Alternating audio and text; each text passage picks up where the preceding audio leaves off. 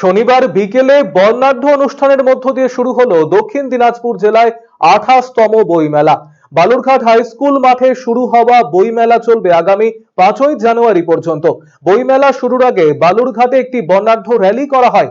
বইয়ের জন্য হাঁটুন এই স্লোগানকে সামনে রেখে র্যালিটি অনুষ্ঠিত হয়। এরপর ফিতে কেটে এবং প্রদীপ প্রজ্বলনের মধ্য দিয়ে বইমেলার উদ্বোধন করা হয়। এদিনের এই উদ্বোধনী অনুষ্ঠানে উপস্থিত ছিলেন রাজ্যের ক্রেতা সুরক্ষা মন্ত্রী বিপ্লব মিত্র, জেলা শাসক বিজেন কৃষ্ণা সহ অন্যান্য প্রশাসনিক আধিকারিক এবং বিশিষ্টজনেরা। ডিজিটাল এবং সামাজিক মাধ্যমের দাপটে বই পড়া থেকে ক্রমশ মুখ ফেরাচ্ছে নতুন প্রজন্মের ছেলেমেয়েরা। এমনকি দিনরাত মোবাইল ঘাঁটাও এক ধরনের আসক্তিতে পরিণত হয়েছে। এই পরিস্থিতিতে মোবাইল ফোনের ব্যবহার কমিয়ে জ্ঞান অর্জনে আরো বেশি করে বই পড়ার আহ্বান জানান উপস্থিত বিশিষ্ট ব্যক্তিরা।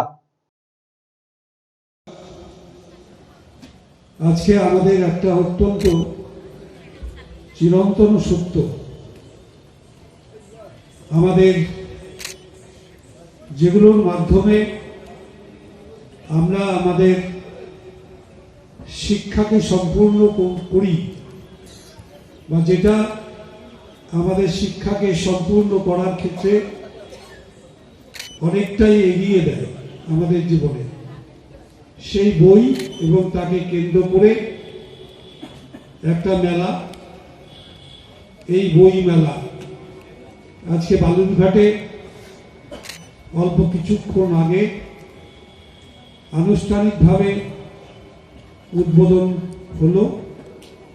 এখানকার এই জেলার মানুষের জন্য, বালুরঘাটের মানুষদের জন্য, যার মাধ্যমে